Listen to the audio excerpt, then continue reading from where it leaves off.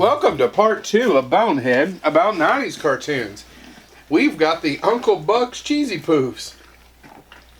These aren't as good as the generic ones I bought it. Oh, you hit the thing. I know, my elbow. Hit the thing with your elbow. Now, those are fabulous if Uncle Buck will sponsor us. Come on, John Candy. You know he's dead. What? No, I mean John Candy's fine. This is an alternate universe. Uncle Buck, though. I will say this. I was with going to bring up Camp Candy in this episode, but Camp Candy came out in 1989. It did. So The bark of the tree by I stole by firelight. which Camp Candy would have fell into our second category of cartoons for the 90s. So if you watched our last episode, Yeah. loser, No, you superheroes. thank you for reminding me to recap. So basically what we decided when writing these out is that we wouldn't follow our normal procedure of just listing 3 of our favorites because there are so many great cartoons in the 90s that we actually broke these down into 4 categories. Last episode we basically discussed superhero cartoons for the entire episode. But so we're going to move on to our second category. These are the cartoons I like to call the belly laugh cartoons. Exactly. And a little Did you just Wizard of Oz? A man can scrub up, man. That's A man can scrub a man away in the gay old land of Oz. Oh, gosh, somebody shoot me. It's a Family Guy reference because see, Oz is also that prison show. By the way, you might want to look. Did the Oz kids come out in the 90s? I didn't bother to look that up. Do I have to? No, you don't have to. But in the 90s, cartoons were able to experiment with the type and level of humor they could put on the air during this time. Before this decade, cartoons were limited to hacky jokes that you only knew were a joke because... Excuse me, listening audience. No! Excuse me, listening audience. Hold on, I can't get it. Hold on. You can't get it up. Oh. There you go. Oh, he finally popped it. I was professional and opened mine up before we started recording. Cartoons were limited to hacky jokes that you only knew were a joke because they had a laugh track or a pratfall. You know, The Sopranos would have benefited from a laugh track. Yes, it would have. Thank you for not saying Schindler's List. Oh, God. I'll tell you, I giggle every time I see that red coat. Oh my God. That's the second time you've made that joke and it's still not funny. I laughed. Did you laugh just now? The dead person behind the wall is giggling. But during the 90s... A red coat!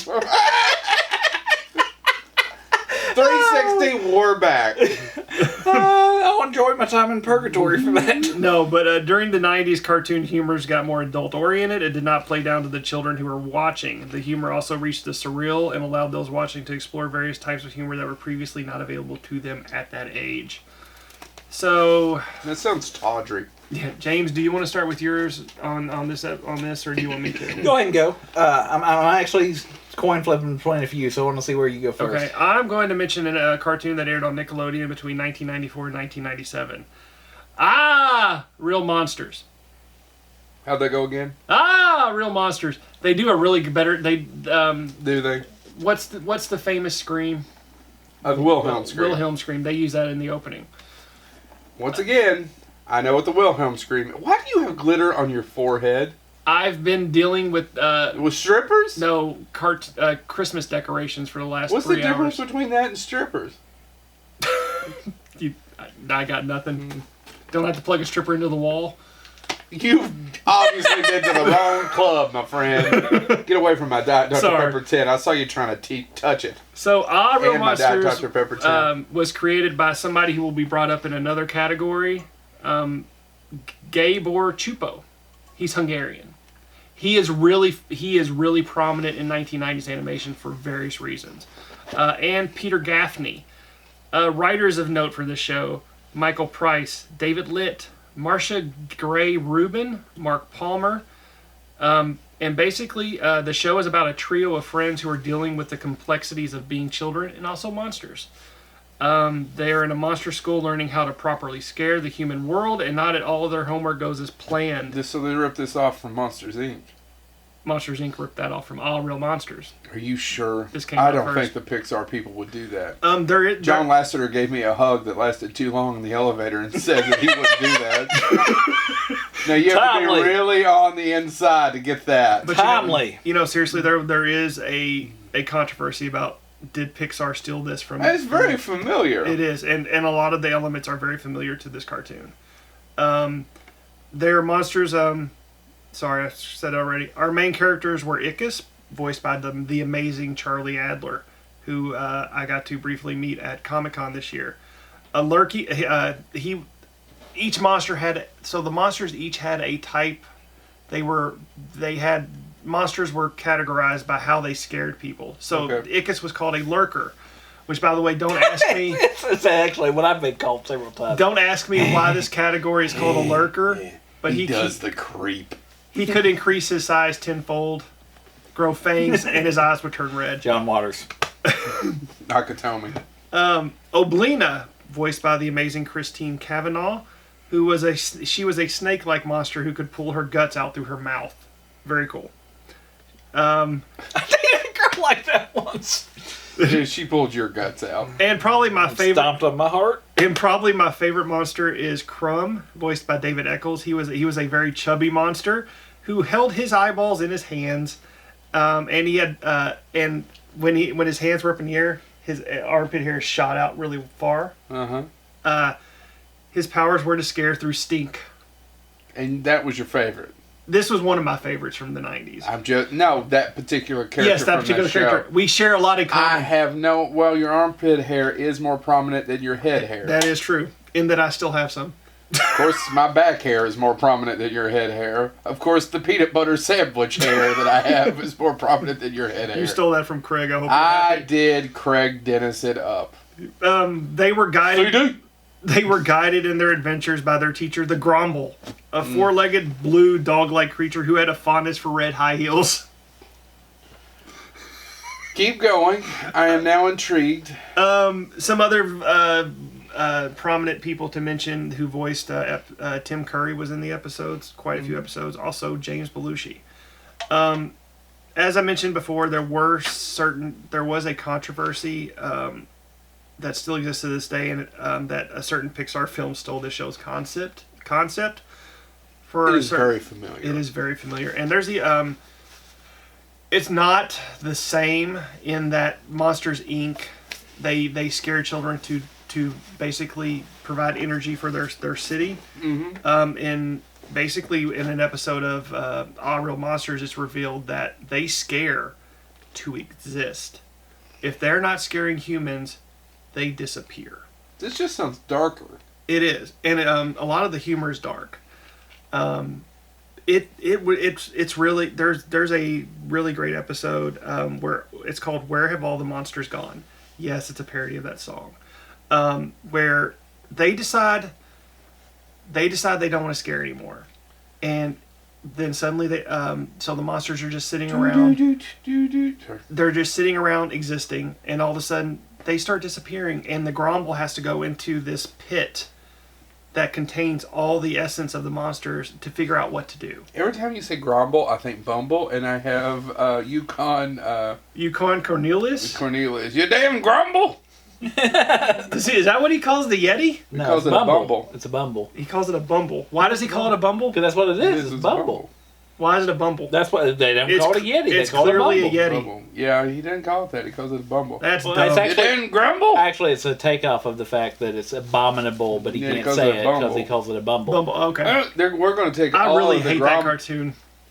How do you hate I hate that? Rudolph the Red-Nosed Reindeer. That's Rankin and Bass, man. I know. It's my least favorite Rankin and Bass. No, they did some shit. Oh, I'm sure they have. I don't like Rudolph. If you say one bad word about Heat Miser, I'll come across Chad. Yeah. Who? Heat Miser. Heat Miser, the two brothers, Heat Miser, and I don't know that. I don't know. He's ice. Anyway, back onto 90s cartoons, because that is what, 60s? Yeah. They were Rankin and Bass. Some of my personal favorite episodes of All Real Monsters, Cold Hard Toenails.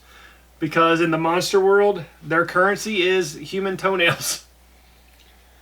I could give them Fort Knox right now. Well, in the middle of the night, they come and toe. collect them. But basically, Itkus finds a suitcase full of toenails, and he opens it up and it glows. Exactly. And he holds it and he hides it, and he goes into the monster, whatever. I don't want to say Trump Tower because screw that guy. Yeah, no, I hate Tower. Yeah. So he goes he goes and stays in this luxurious, and then he runs out of toenails. I just realized I didn't set our timer. What? So What are we supposed to do? we'll figure it out. I'm not very smart. There's also Mayberry UFO where the monsters are, yeah, but the monsters go to scare these country bumpkins, and they're mistaken for aliens, and then rather than be scared of them, they're trying to chase them down. Is it Mayberry RFD? Yeah. Yes. Okay. Crumb gets a head. Shut up, Joe. This is I'm intrigued. Where did Crumb get such hits? This is an episode where Crumb basically he tries to scare a movie producer, and the movie producer's not scared of him, so he hires him as an actual monster. And then essentially, as with everything in Hollywood, they get tired of him, and he can't. And basically, he has to go back down into the sewer. And you only scare twice. But All Real Monsters is a personal favorite of mine because I didn't have cable as a kid. I didn't have satellite. I lived out in the boonies. I had 3 channels. Yeah, you were 10 minutes from I-64. Yeah, but there was no cable. There was no cable there. Seriously, there was no. Couldn't you run something to the interstate and catch a ride? I wish, but no. We didn't have that capability. So I got introduced to All Real Monsters by going to my cousins' houses, and I would actually get up in the morning and watch this when I knew I was going to be there because I knew what time it came on. And I never got to see all the episodes until just recently when I bought the box set. And man, it still holds up to this day. All right. James, what do you got? You know, there's one that I almost didn't want to bring up, or wasn't going to bring up, but I think I need to, because Animaniacs and all that, which we'll get to, is pretty well known. But one that's kind of been forgotten was Tasmania. Oh, that's a good one. Tasmania, I love Tasmania. I did not put, out of the 80-something, 70-something cartoons, I did not put that. I forgot about it. If you don't know Tasmania, it's Taz. Yeah. But it deals with him in his home country of Tasmania. And it's basically, you get to meet his family. And it was one of the ones that, not Spielberg produced, not Amblin, broke the fourth wall a lot, though, like a lot of the Spielberg ones. And it taught us such things as Taz can talk normally if he wants to. He just chooses not to. But the Chaz was basically raised by Bing Crosby. Did you say Chaz? Chaz. You did say Chaz. I am. I was thinking Chad. I think if you often. Taz? Yeah. Or Chaz Bono. That's No. who I was thinking of, if I was to be honest. Yeah. Chaz. Taz was voiced by Jim Cummings. And Maurice LaMarche was Hugh, who was the Bing Crosby. He was Taz's father, who told him to drink some good Valencia orange juice. And that actually was in the show. And then he go, hey, blah, blah, blah, blah, blah. Yeah, he would always do that. Hey, bub. I never watched it. I don't think I've ever seen an episode of it. I know exactly what you're literally, he was his father was based on Bing Crosby. Yeah. To the point that it also had him always golfing, bowling, and over-explaining things, and then he would literally end with... This is blah, not blah, the blah, last blah. one we're going to talk about that was based on somebody from the 30s and 40s. What's funny is, though, the Drew Tasmanian Devil, which was his uncle, was based on Bob Hope.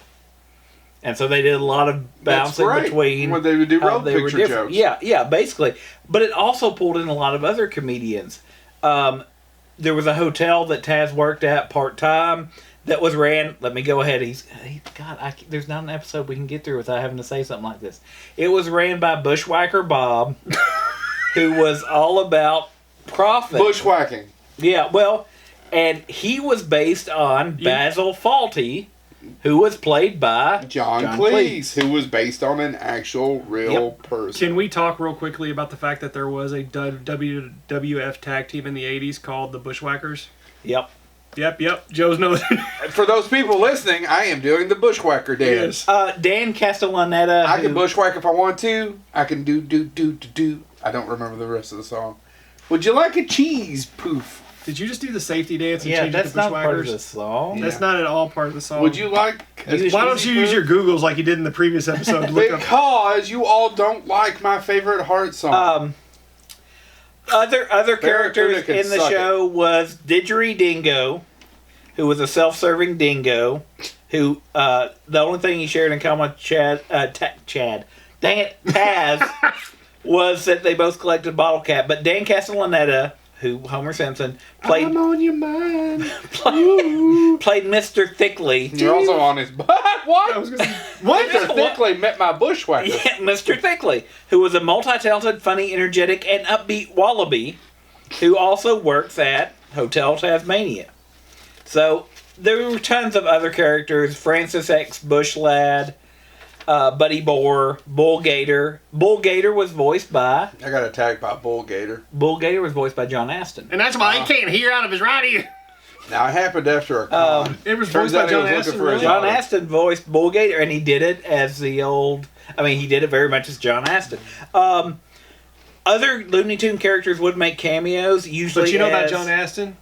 He's all better now. Night Court. Night Court. Oh my God. Why don't I own that? I don't know. You need to so I can borrow it. The other Looney Tune characters occasionally made cameos, but usually as Deus Ex Machina. I mean, they would show up and just fix Bugs Bunny. Is it Deus Ex Machina? It is Deus. Is it when Yosemite I was got a Sam PhD? appears only via phone call. Foghorn Leghorn. Deus Ex Machina is a machine poop.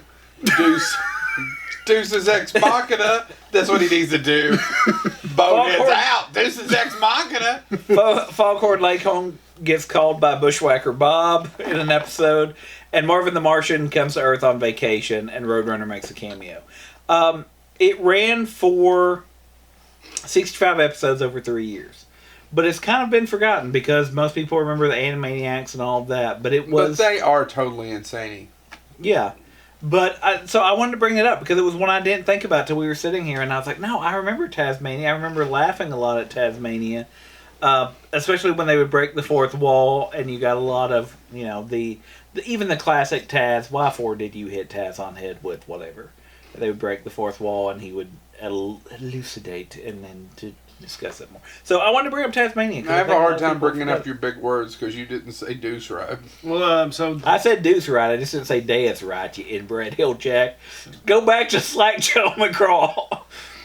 So this is actually going to tie into mine perfectly because since he's bringing up Looney Tunes characters, I'm going to, and I noticed that Tasmania was produced by Tom Ruger. I'm going to talk about a series that was created by Tom Ruger, Tiny Toons. Never heard of it. It ran from 1990 to 1995.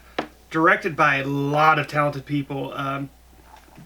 Again, First partnership with Amblin. First partnership with Amblin. And by the way, I will mention this again.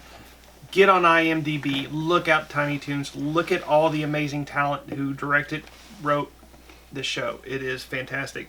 One note about the director for one episode. Alan Smithy. Which episode? Who was the real director? I could not find it. I looked and looked and looked.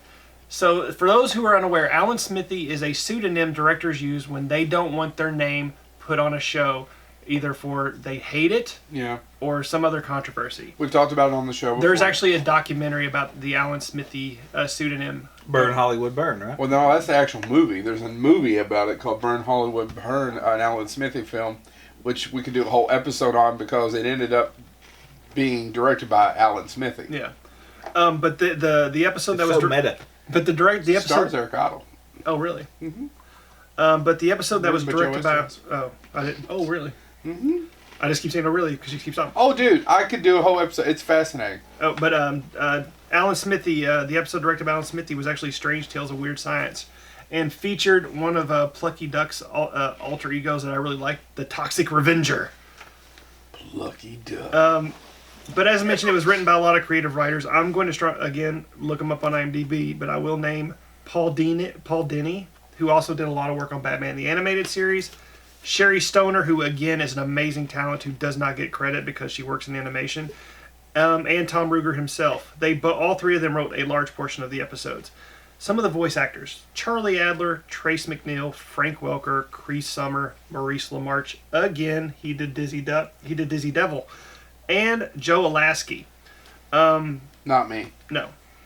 The show consisted... So what was Tiny Toons, for those who might not be aware of what Tiny Toons are, the show consisted of children that were descendants of famous Looney Tunes characters. They attended Acme University, and their teachers were the actual Looney Tune characters.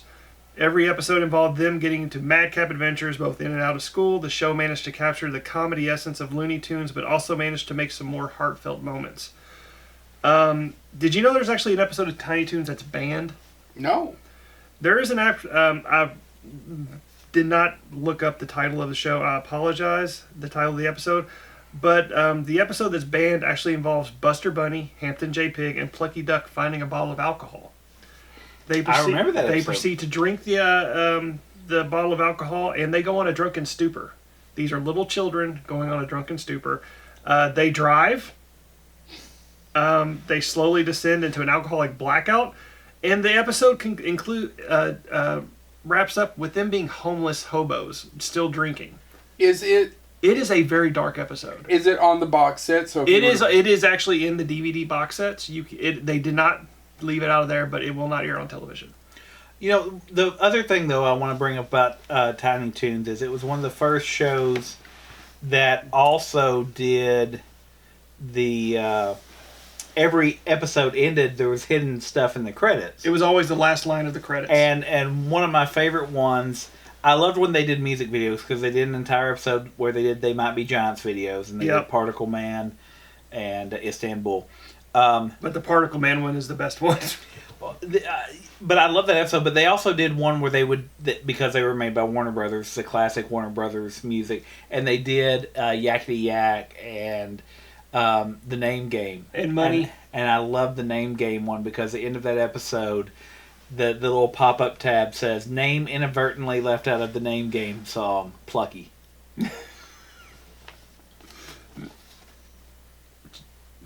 Joe doesn't get it. I mean, there was a long pause there where we... Yeah, there is. Yeah. I get it. See it visually. But yeah, so I'm... Waiting for you all to say something. Now, speaking of which, there was a brief spin-off of Tiny Toons, which was the Plucky Duck Show. Yep. There's also another spinoff that's a combination of another show we're going to bring up too, but I'm going to hold off on that one. Well, Yep. What? You got you go ahead and finish your history because I have a question. No, I'm just going to listen to some. I'm just going to list some of my personal favorite episodes. There's Hollywood Plucky. That was the episode where Plucky has a movie script, and so do Buster and Babs Bunny, and he finds out about it, and he is racing to Hollywood to get there before them, so that he can pitch his movie, so it can get on the air before theirs. And they end up having to do odd jobs around Hollywood to get to the producer, and that's where the episode's really cool because you see animated versions of famous Hollywood people, and they're for example, Cher's featured in it. Mm-hmm. There's an scene where he has to park the Batmobile. Yeah, and he wrecks all the cars trying to park the Batmobile, and Batman comes out and he's like all buff, and he unzips itself, and out comes a short Michael Keaton. It's one of my favorite episodes, and but one of my personal favorites is called Fields of Honey. Now, what Fields of Honey was, it was an episode that featured Babs Bunny. There is a mentor day at school, and basically all the characters team up with their archetypes. So Buster goes with Bugs Bunny, Plucky goes with Daffy, Hampton goes with Plucky, Dizzy Devil goes with the Tasmanian Devil, so on and so forth. And we realize Babs has no one. She is actually the only character in the show that doesn't have an archetype that she's built off of. So she goes and looks for a mentor. She cannot find one, and she's in despair, and she doesn't know what she doesn't know what to do. And she goes into the vault, and a mysterious voice, kind of like in Field of the Dreams, and tells her to go to this area. And she finds these old cartoons that are supposed to have been from the 30s and 40s, silent, and they're called honey cartoons. And there's this female character, and she determines that is who she wants to be her mentor. And it's all about her trying to find honey. And it is a really... When you think about cartoon characters and how they go into obscurity, it delves into that topic and kind of makes them real. It is a really personal episode. Is that the episode that actually features... What was the Warner Brothers cartoon that was... Because Disney had Oswald, the Lucky Rabbit. What was the one that Warner Brothers had before Bugs Bunny? Because I think he's in that episode. I honestly don't know. Because I know there is an episode that features him, and they track him down, and he's been forgotten. maybe it's not that exact same episode, but at the end of the episode, basically they find a bunch of old films that he's in and they air it at the university, Yeah. and it brings him back because he's getting old and forgotten. Actually, no, that's Fields of Honey. Okay. Yeah, because she wants to bring Honey back, and she wants to show everybody this amazing character, and she basically does a marathon of films, and the laughter brings her back to full life. Yeah. Because in the cartoon, she's so forgotten that she's basically what happens to the cartoon. She basically is dissolved into an old woman. Sawdust and Tonsils, Inside Plucky Duck. Sawdust and Toonsils. Inside Plucky Duck, The Return of the Acme Acre Zone. They did a couple episodes where it was Twilight Zone based. The Return of Acme Acre Zone actually features a Blade Runner ripoff called Real Kids Don't Eat Broccoli. It's really cool. Viewer Mail Day, that's where they supposedly take requests. Bosco was the name of the male character. And you're right, it is from Fields of Honey. Yeah. Bosco was the original. Bosco was the voice guiding Babs to find the honey cartoons. And Bosco, it was Bosco. If you go back, you can watch the old Warner. I didn't know Bosco was a real character back in the day. Yes. That's fascinating. The Return, Viewer Mail Day, which was a fake thing where they read viewer mail and they based episodes off the viewer mail. New Character Day. That is an episode where they actually just created characters on the spot and did a brief 5-minute cartoon on those characters. Like there was a flea family who they did a character on. And then lastly, Henny Youngman Day. It was Henny Youngman, the comedian. I get it. As a rooster who came in and was a substitute teacher, and he told jokes, and he introduced the 3 cartoons for that day. Because some episodes featured 2 to 3 cartoons instead of one cartoon. You guys got vast amounts of knowledge about this than I do. Well, about this and other things. Well, I didn't care that much for Tiny Toons? No. I enjoyed Animaniacs, but did not care that much for Tiny Really? Toons. I did. As a kid, and when I was starting to become a young man, I thought Animaniacs was funny. I do love the inside jokes. I think Animaniacs, when I was younger, had more of them. Mm-hmm. Is that true? That is true. Oh, yeah. Those was what I looked for. I did not care that much for Tiny Toons. See, I was 10 when Tiny Toons premiered. So... I was right at that peak age. And I'll actually own every single episode of Tiny Toons. And I just rewatched them, and they still hold up for me. Well, and there's so many different things that they do, that are of that time. There's the Tales from the Crypt overlay. There's, and there's little jokes that, you don't catch as a kid as much. Like there is one where it shows Bab's family. And it's tons of rabbits. There's tons of rabbits, yeah. And it's, the joke breed like rabbits and all that stuff. And as a kid, you're like, wow, she has a lot of siblings. As an adult, you're like, oh, okay, yeah, that's Which, by the way, another thing, Buster Bunny has no family. Yeah. So, I mean, there's so much from that. And like I said, you bring up Animaniacs, and I guess that's kind of the direction that I'll go next. But I want to bring up, actually, kind of the Steven Spielberg's universe, because they do all take place technically in the same universe. In the same universe. So you've got Tiny Toons, so you had the Plucky Duck Show, you had Animaniacs. Yep.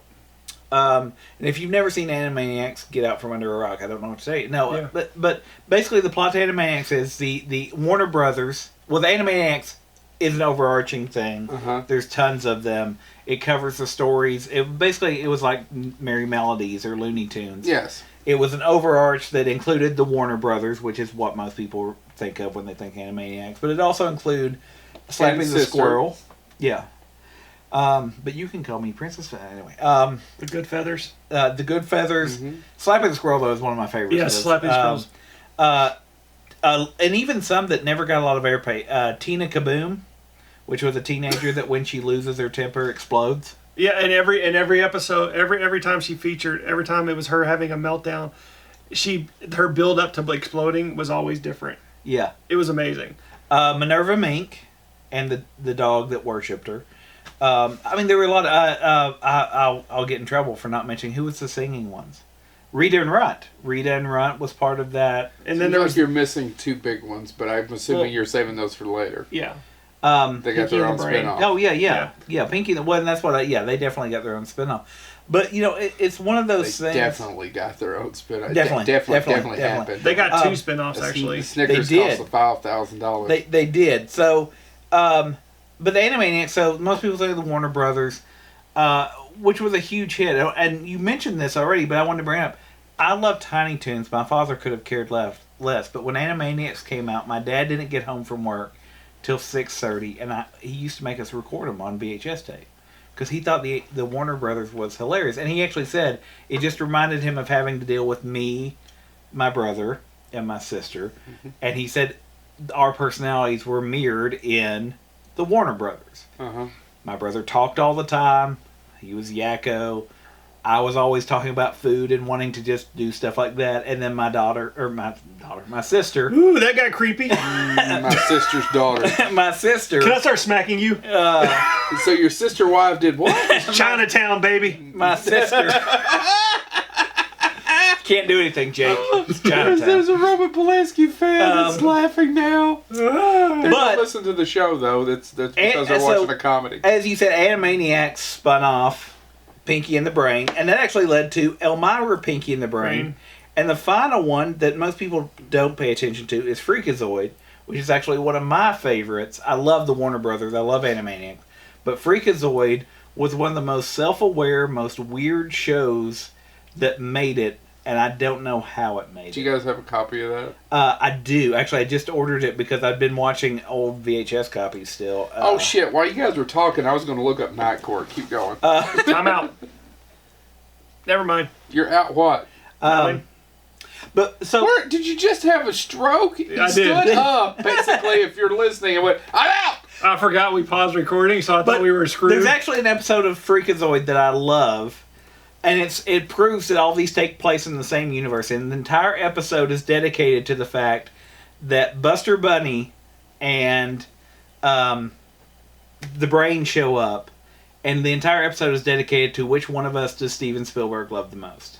Oh, okay. And the episode is them going on a quest to find Steven Spielberg to make him tell them which one he loves the most. But Freakazoid, it's kind of a superhero cartoon as well. But Yes. how did Freakazoid? What is Freakazoid? So Freakazoid, Dexter Douglas, Yes. and they use that name because of Peter Parker, Bruce Banner. Dexter Douglas sorry. is a nerd, a high school nerd, who is into computers, and unfortunately, there is a special computer chip, basically mocking the Pentium processor chip commercials at the time.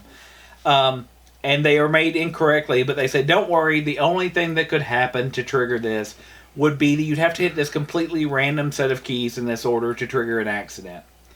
Unfortunately, he walks away from his keyboard, and his cat's Mr. Nub Nub or something walks across Did you make that up, or is that the real name? No, it's actually worse than that. Matter of Okay. fact, they had to change it after the first Mr. episode. Nub Nub. They had to change it after the first episode because they realized it had a sexual overtone. Originally, the cat was called, and let me look at this up because I don't want to get in trouble. Do I need to take your phone away, Joe Lewis? I'm sorry, Just Joe. seeing what Hold Night on. Court was going to cost me. Hold on. No, Joe's going to explode when I say this. In the pilot episode, the Douglas's morbidly obese cat was formerly named Mr. Chubskins. They changed it later to be Mr. Chubbykins. I swear to God, he brings that up. The cat got out this afternoon, and if you've been watching this show for a while, you know the adventures of my fat ass cat Ash, right? It gets down here from time to time. There's a lady walking by, stops out on the walking trail, goes, "Holy hell, that's a big ass cat!" And then Ash goes in the corner and eats Cheetos and cries. It's a glandular Hey, just issue. get out. Yes, ma'am. But- He looks rambunctious. And kept on walking. But all of these Mischievous. shows had He in looks common a sense of self-awareness. The Animaniacs, some of my favorite lines from that was they would go and meet historical people. And Pablo Picasso, and he has a monogram thing. Is like, do you know you got pee-pee on your smock? Good night, everybody. Conjugate, I've never even kissed a girl. All these stupid lines. And Freakazoid took that and went 10 times higher. There's an entire character, Stephen First did the voice of it, Flounder from Animal House, I'm well aware. called Fanboy. Why are you educating me? I'm Why not. aren't you I'm just educating saying, your audience? Fanboy was the character he played, who was somebody that was obsessed, and he attacks Freakazoid because he sees him as a hero at a convention. And of course, this would be one of my favorite lines. He's throwing stuff at him like, "Hey, here's a first edition X-Men comic. Here's a Superman comic." And there is a guy signing autographs at a table, and he grabs him and he goes, "Here's a somewhat mint condition Harlan Ellison," and he throws him at him and runs. Obviously, that's only funny to me, but Well, Harlan may have laughed. but it's one of the things that Harlan liked cartoons. and again, the voice characters they got, the Loeb, which was one of his main villains, was voiced by David Warner. Again, David Warner. Third time David Warner's been And brought. they made fun. They made fun of all the things about comics.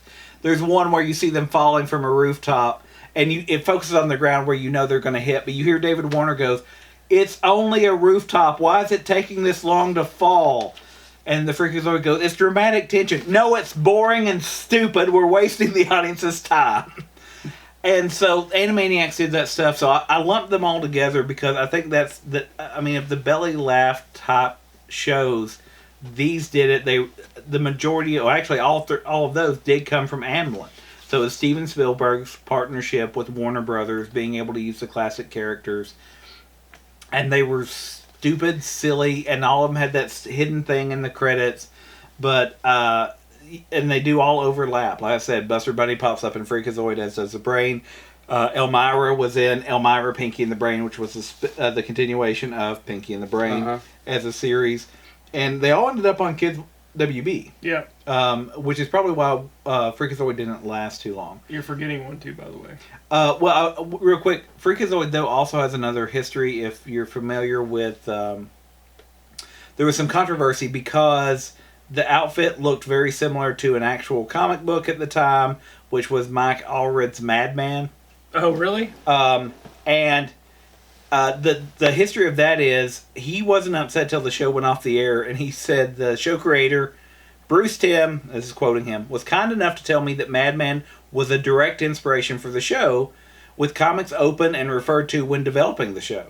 Stupidly, I was flattered, happy to inspire anything. But when the show came out with no acknowledgement or credit or any kind of compensation, I slowly became annoyed as everyone and their uncle confronted me with, "Well, there's this cartoon that's ripping off Madman and yada sue." I simply wrote a friendly letter to show producer Steven Spielberg telling him his production was a direct lift of my creation. I had no intention of creating ripples. I just wanted him to know that I knew.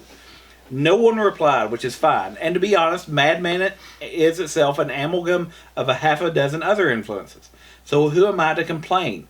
The exclamation mark on the chest still kind of irks me a little, though. A little too close for comfort. So there was some controversy over that. And as he even said, it was the fans that pointed it out more than he did. But it did only run 2 seasons. But again, as you pointed out at the beginning of our last episode, that was also when animation was dying away as a major Saturday morning animation. Yeah. And so Freakazoid kind of disappeared with that. Was but that was the end of it. What's the one you were going to say? He's talking about how like all these tie together. He forgot one, Hysteria. Oh, yeah.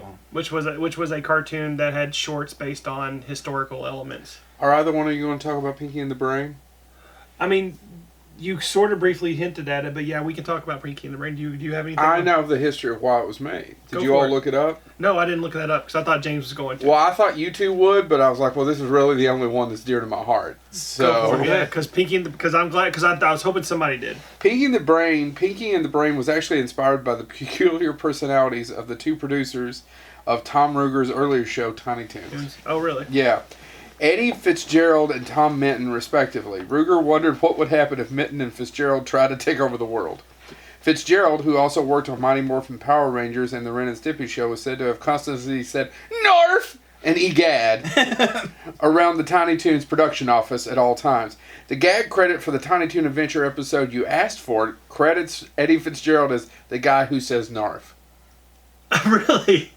Series producer Peter Hastings described Eddie by saying he has always greeted you like you were wearing a funny hat.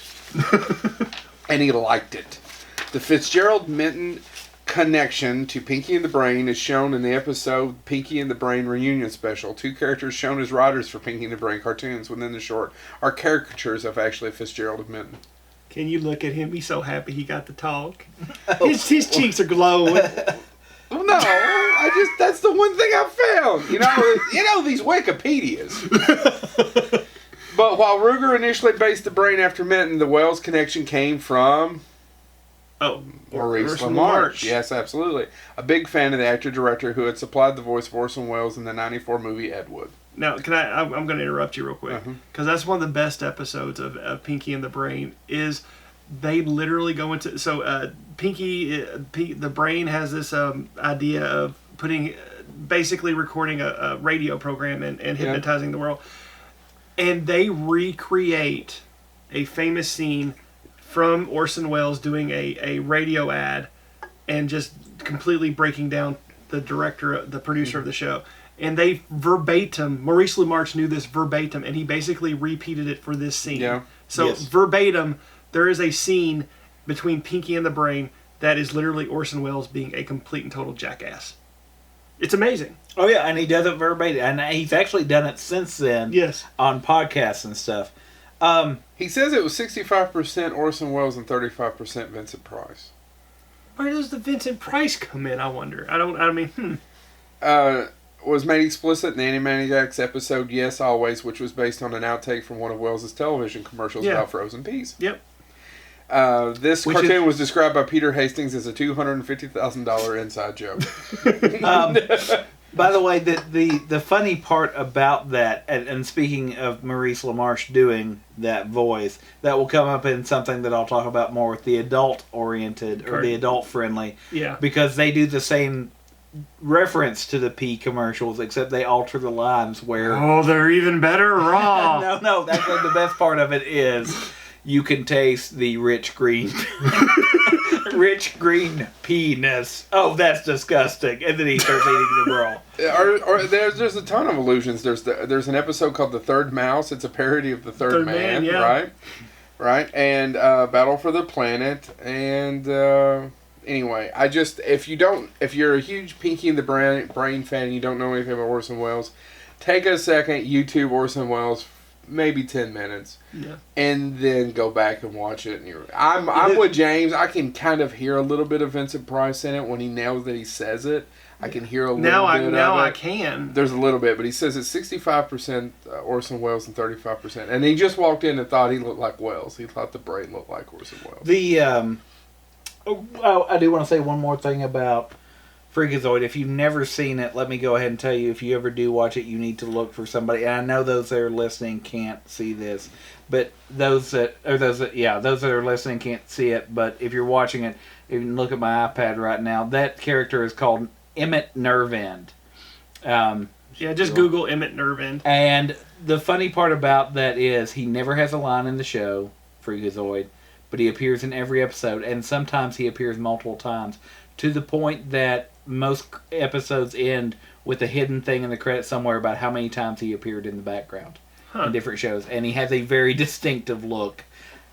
And they gave him a name, they gave him a backstory, but it's never actually said on the show. It was just something the artists liked to draw. So they put it into every episode. I think we beat Amblin to death. Yeah, no, I was about to say, and that I wanted to lump it all together because I thought if we divided it all together, it gets a little complicated. So anyway, now James, do you have any more you'd like to mention before we move? Because I'll just start listing off some, and then we'll move on to the next topic. That's all the gag ones you have that I've written up. Yeah, I had All Real Monsters and Tiny Toons. I have a couple other ones that probably deserve some mention. I do want to talk about one that I love that has been forgotten. It was not done by Amblin. I don't believe... No, it was done by Warner Brothers, but not Amblin.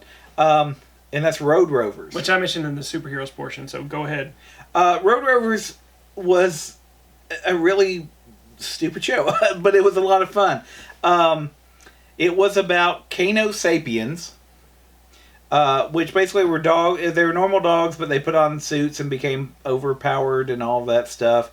Their villain was Parvo. and I loved that because it was so funny because Parvo had a nagging cough he couldn't get rid of to the point that his battle cry was lozenge, lozenge. And Jim Cummings did the voice of Parvo, and the groomer was another villain who was the assistant of General Parvo, and the groomer was voiced by Sheena Easton. Wow. MTV's Sheena Easton? Yes.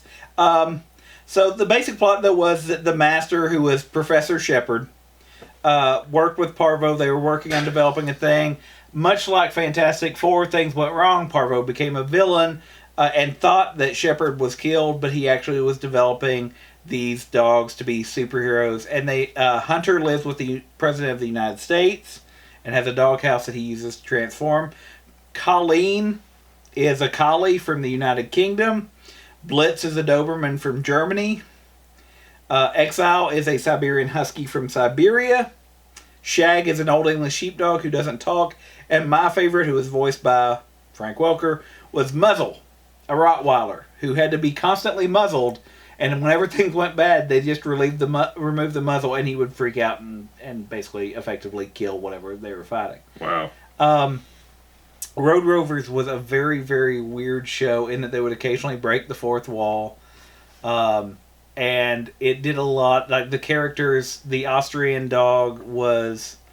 Even the theme song, he would break into the theme song and remind everybody how perfect he was.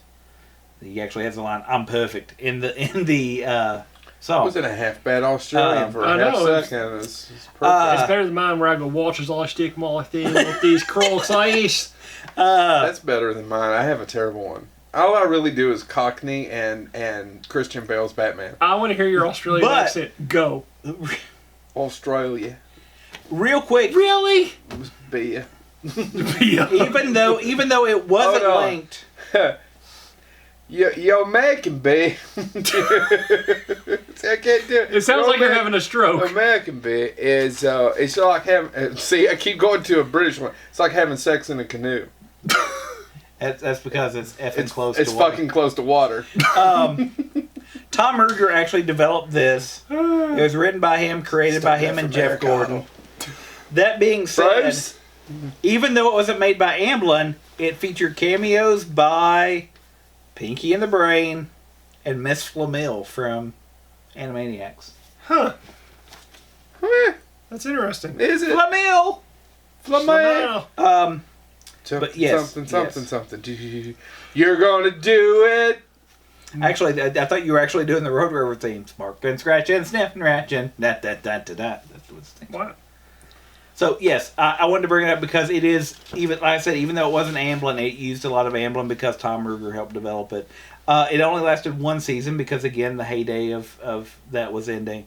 But it developed a cult following and it aired on Cartoon Network for 2 years, and now they put it on DVD and I need to pick it up. Yeah.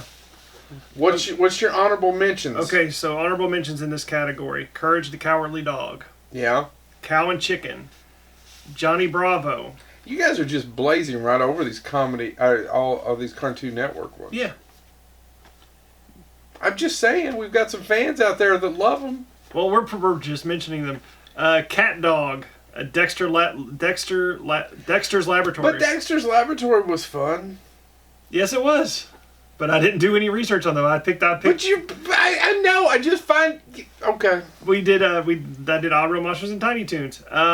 Attack of the Killer Tomatoes. That I can't believe you don't give me a dissertation about that. I wanted to, but then I figured because I'm not doing Dexter's Laboratory or Cat Dog, I can't do it. The Attack of the Killer Tomatoes. There it is. Angry Beavers, Eek the Cat, Tailspin, and Goof Troop, Dog City, and the Addams Family. You blew right over the. I just think. All right. I want to name one more in a little bit more detail because nobody remembers this one. That was my favorite. It's actually why I tweeted Disney today saying, "Hey, when Disney Plus comes out, this better be on it." You mentioned Tropical Punch, sir. I give you its animated rival, the Schnookums and Meat comedy, a funny cartoon show. So Snookums and Meat was, and this was, I put this in Belly Laughs. You're going to give me crap for not bringing up doing research on Dexter's Laboratory, which, by the way, you could have done it. I honestly thought you guys were going to do it. No, but he's going to wait till you hear this one. Go ahead, James. Snookums and Meat, funny cartoon show. I laughed out loud every time this was on. And the reason this is under Belly Laughs instead of the adult was this was Disney's answer to something that we'll get into an adult friendly, which is Ren and Stimpy. Yeah. Spoiler. But Disney was like, oh crap, this is a huge success because when Ren and Stimpy came out, it was the top cable show for a while. And Disney was like, we can't have them beat us at animation. So they greenlit the Schnookums and Meat funny cartoon show, which was, and they admitted, was a answer to the Ren and Stimpy show and Rocko's Modern Life. Which you also didn't mention. It's coming up. Okay. Jackass. That's Why am I a jackass? Because you're a jackass. He's got you there. I mean, it involved, every episode had 3 segments. Jackass. One was Schnookums and Meat, and Schnookums and Meat was a cat and a dog who do not get along very well. Their owners are unseen, harkening back to Tom and Jerry, a bunch of that stuff. And that's literally it. The one I remember better and that I love, and I've got to say it like they say it in the cartoon, Pith Possum Super Dynamic Possum of Tomorrow. The hell? It was a spoof of Batman comics. And it was Pith Possum and his sidekick, Obadiah the Wonder Raccoon. And they fought crime in Possum City when called on by the commissioner, Stress the Gorilla. Say that for me one more time before we get to Stress Gorilla. What was the name of the possum? Obadiah the Wonder Raccoon. Oh, Pith Possum. Pith. No. P-I-T-H. Obadiah the Wonder Raccoon. Yes. Should have named Clint Obadiah. Pith Possum fights various enemies with his reoccurring ones being a mad lumberjack named Dr. Paul Bunyan. Doris Deer is his love interest, and every episode made fun of basically a Batman the Animated Show cartoon title, including ones like The Phantom Mask of the Dark Black Darkness of Black, Return of the Night of Blacker Darkness, Return of the Dark Mask of Phantom Blackness, and Jim Cummings did the narration for every episode. And you didn't like any of these, Chad? No, okay, I'm gonna admit something that I was gonna admit after. This is not what I thought that show was. I remember that show now. Yeah, it was pretty good. Why don't you own it? It's never been released. Never been released. Never. Why don't you own it? I think you're more resourceful Why than don't that. you talk about some Dexter's Laboratory? Because I thought you MFers were going to talk about it, but you clearly blew right past the Cartoon Network's The 90s. final one. You didn't even do the Powder Puff. See, I did that on purpose. The final them in one the superheroes. was Somebody obviously wasn't paying Tex attention. 10 Star, The Best in the West, which was Disney's answer to Rocky and Bullwinkle, specifically Dudley Do-Right, the Dudley Do-Right connection. Penelope. And it was a parody of Wild West serials involving the cowboy Tex 10 Star, voiced by Jeff Bennett, his horse, Here Boy, and Texas friend, Smelly Deputy. Smelly Deputy Chaffee was his full name. Smelly Deputy Chafing. Yeah, pretty much. He fought the Wrong Riders, which were led by Rongo, who was voiced by Brad Garrett. The end of each episode ends in a cliffhanger for next week, again harkening back to Rocky and Bullwinkle.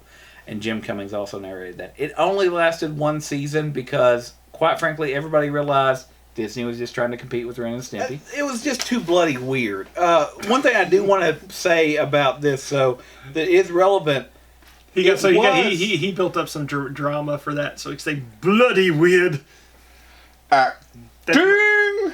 What was interesting about it, though, because it is considered a clone and Disney's answer to Ren and Stimpy, that was still family friendly, but the other part about it was they actually hired a bunch of Spumco artists, and Spumco was the one that made... That sounds really dirty.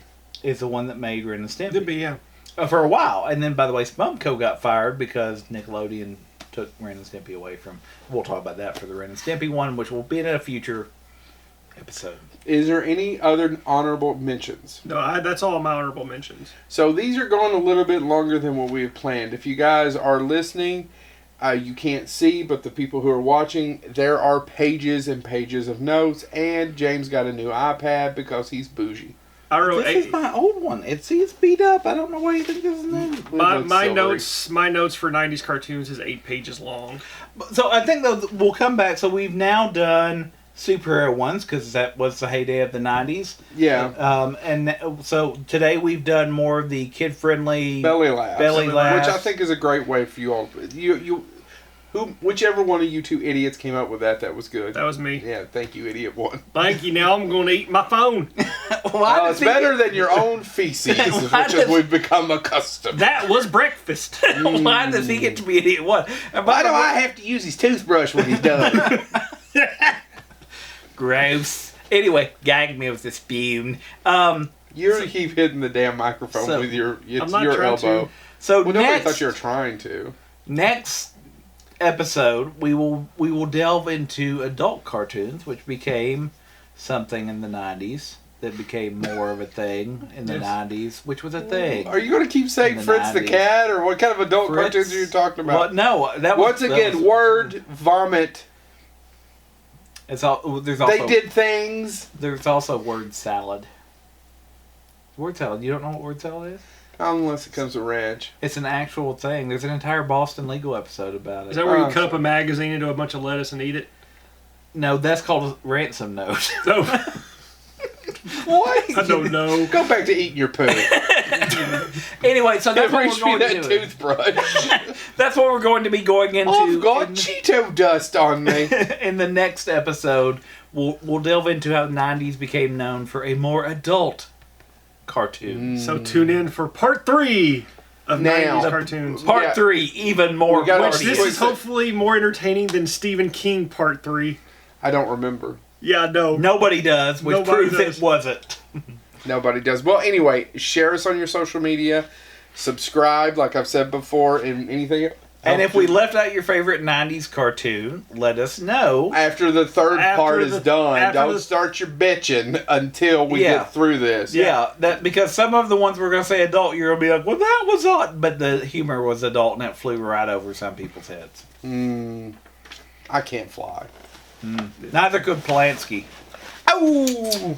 There you go. Polanski couldn't fly, so Polanski died. Can you fly, Bobby?